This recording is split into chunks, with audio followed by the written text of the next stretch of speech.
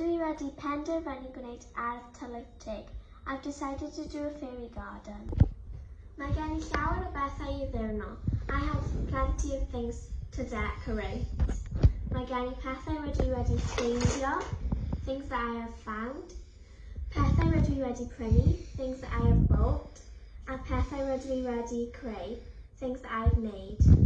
Mae gen I bocs plastic troloew. I have a see-through plastic box. Yn gyntaf, rydw i'n mynd I roi y prif yn y bocs.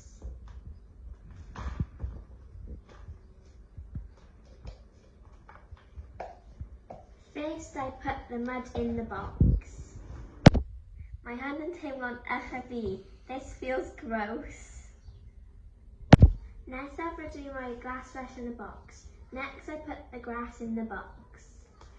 Mae'n gwyrdd ac yn coslyd. It's green and itchy.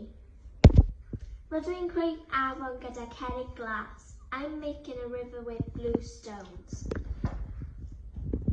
Mae nhw'n llyfan, they're smooth, ac mae nhw'n goleuo yn y tywyllwch. They glow in the dark. Rydw i'n rhoi cerrig ger yr afon. Mae rhain gyda patrwm diddorol. I'm putting stones by the river. These have a really interesting pattern. Mae'r bont yn mynd dros yr afon. The bridge is going over the river. Mae'r ffens bren yn mynd ar ymyl yr ardd. The wooden fence is going on the edge of the garden. Mae gen I 4 coeden, 2 gwyrdd,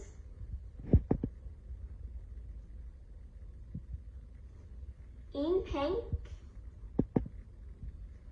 1 coch. I have 4 trees, 2 green, 1 pink and 1 red. Nawr mae gen I glaswell am o gwmpas y coed.